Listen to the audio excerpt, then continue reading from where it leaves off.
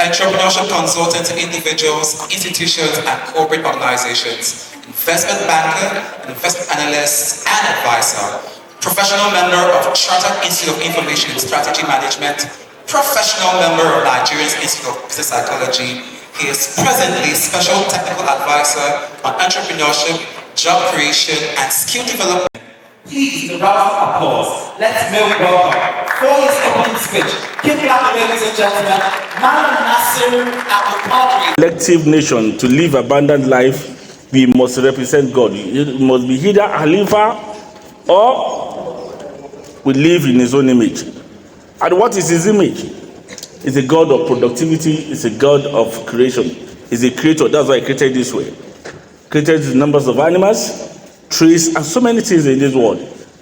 All what he wanted from us is come into this world and to reproduce everything that I have done. Hence, the timely and the suitable topic for this year entrepreneurship retreat in Kwara. So, ladies and gentlemen, esteemed participants, in the February tapestry of Nigeria, where cultures intersect and dreams take flight, we gather retreat, a sacred convergence of minds and aspirations. Today, let us embark on a contemplative exploration, intertwining with the rich essence of our local roots with a universal truth that God, the divine orchestrator, is not only our creator but the ultimate entrepreneur and innovator. God's creative imprint in Nigeria. As we reflect on the sacred scriptures, we find resonance with Nigeria's own narrative. In the Bible, we are reminded that we are created in God's image. In Nigeria, this divine image is reflected in our rich cultural heritage, in the vibrancy of our communities, and in the resilience of our people. As entrepreneurs, we carry the divine spark within us, a beacon guiding us through the entrepreneurial landscape. As a Khalifa, a divine mandate of Nigeria. Turning to the Quran, we encounter the concept of Khalifa, a divine proclamation that resonates with the spirit of Nigeria. It is he who has made you successful Khalifa upon the heart, Quran 35, verse 39. In this beautiful land, we are the stewards, the custodians of entrusted with the entrepreneurial duty of cultivating the potential embedded in Nigeria's soil. Our role as entrepreneurs aligns with the divine mandate to innovate, create, and contribute to the prosperity of our community. Kwara. Creativity as a Kwara heritage. Look around and you witness the ingenuity that defines Kwara. Our local market, traditional craftsmanship, and communal spirit all reflect a creativity rooted in the very fabric of our society. As entrepreneurs in Kwara, we are heirs to a legacy of innovation. Let us draw inspiration from the creativity that flows through our veins, infusing into it our ventures to create businesses that echo the heartbeat of our culture. Innovation in Nigerian landscape, with its diverse landscape and cultural tapestry, mirrors the divine plan for innovation, the rolling hills, the fertile plains, and the bustling market all beckon to us to innovate in harmony with our surroundings. Our ventures should be a testament to the dynamic and ever-evolving spirit of God, where innovation is not just a choice, but an inherent part of our entrepreneurial DNA. Manufacturing and productivity. Just as God provided the heart as raw material, Nigeria offers its resources for us to shape and mold. In our entrepreneurial pursuits, we engage in a sacred act of manufacturing and productivity. Our products and services should bear the mark of Nigeria's identity, contributing to the economic vibrance of our community and beyond. As we stand here in the vibrant tapestry of Kwara, let us delve into narratives that extend beyond our immediate surroundings. A narrative moving with the threads of raw materials, innovation, and transformative power of entrepreneurship. Kwara, blessed with diverse resources, holds the potential to shift from being a consumptive nation to a productive force. Let us explore the stories of developed nations and how they harness the raw material to become productive powers. I'm going to make this stuff available to everybody. What I'm saying is this. in this world, the only set of people that will control this world, the only set of people that will be rich in 21st century are those of us that are ready to take entrepreneurship to the next level. Let me tell you something about God. You cannot be rich when you are not representing Him. That's the philosophy I want us to take home. He said it clearly. I want my people to come and represent me on this earth so that we can continue what I'm doing over there. In biology, what do we call giving birth?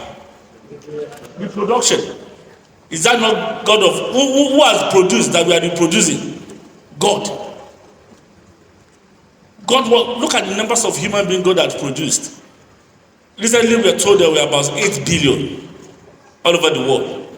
Look at the number of fishes and the species inside the ocean. Look at the trees. Look at the oil. Look at everything that God has created. Do you know why Nigeria still remain poor? Because we are not reproducing them. We are only doing what? We are only consuming them. And then God said, come and be my own image. God is a God of what? Production. And it takes a productive society or productive individual to live a good life. You cannot be consuming and want to live a good life. The essence of this retreat, that's why I give kudos to the organizers of this retreat. You are doing a round of applause for them. This is first of its kind.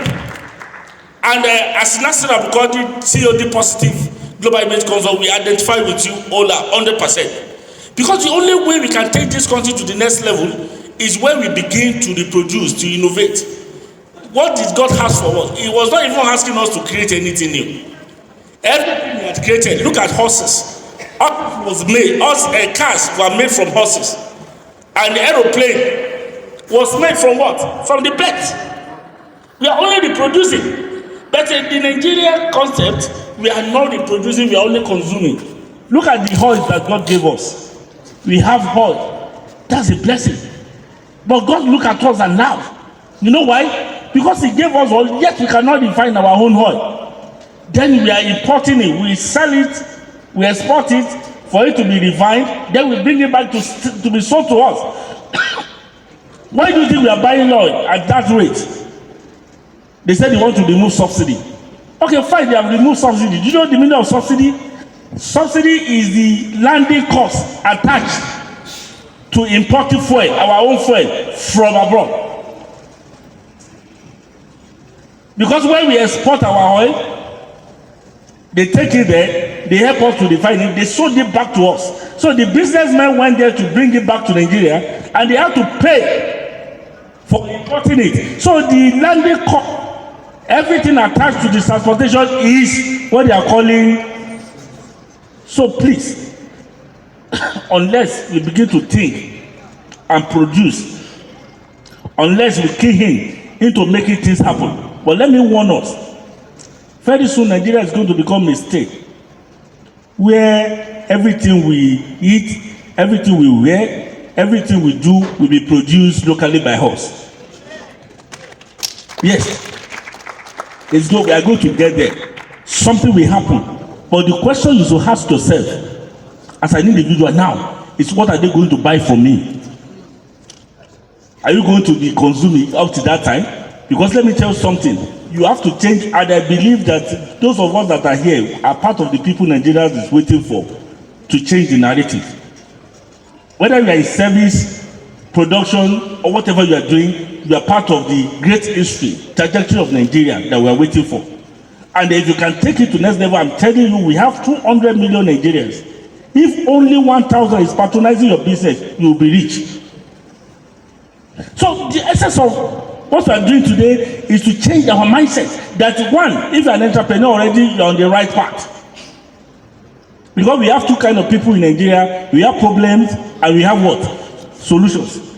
Anybody who just want to consume, who just want to steal from government, just imagine, I said this several times, it will be very unheard of for anybody in government to say that, oh, that my house, very nice house. Everything inside that house, they are imported. They are all shipment of Israel. It's never said in China If you try that kind of thing, I'm sure you will not live to even hear your own news. Because our mandate is our ability to begin to solve problems. So God is a God of what? Solving problems. That's the essence of, that's our divine existence. So the moment you take it upon yourself that you want to exist for the sake of why you are created in the first place, I'm telling you, you are going to be happy, you are going to be rich. There's somebody who lives for consumption and gets ahead in life. You have to be able to solve problems. You have to be able to create something to solve problems. And the what entrepreneurship is not subsistency. It's your ability to manage people, resources. It's your ability to make sure that, okay, you want to solve one particular problem in your own society with your gift or with whatever you have learned. And your ability to expand it. I was telling somebody recently, maybe I will round up that way. The vulcanizer, I went to meet my vulcanizer. I was doing my research.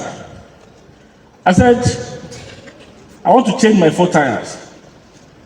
Then he directed me to Agaka to go and get the tires. So the 4 tires about maybe 80-something thousand, new tires. Then we went there together. We bought the tire. He was there when I paid. Then we took the 4 tire back to his shop for him to fix. And I said, Baba, how much are you going to collect? He said, if you're going to pay me, I said 1,000. I said 1,000, yes. For the 4, yes. Okay. I said, okay, fix it. Then this man fixed this tire for the next 2-3 hours. And he was still singing Paso. He was enjoying it. And I told him afterwards that I said, no, this is exactly what I just want to know. You don't know that you are working for the Chinedu in Agaka. It's as simple as that. There's nothing wrong about you selling tires. That is your business. That is the entrepreneurial part of your business. Pumping tire can never be your business. You can never be successful through this. All what you need is to start selling tires. So when I come to your shop, your workshop, with my children in the car, you can scare me with daddy. Say, let me look. Instantly, I will do what? I will have to change my tire. I will buy tire from him. He will make money from there, and yet he will make money from fixing it. This one for you designers, tailors.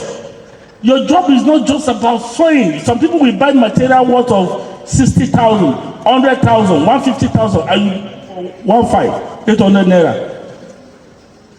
You are working for them.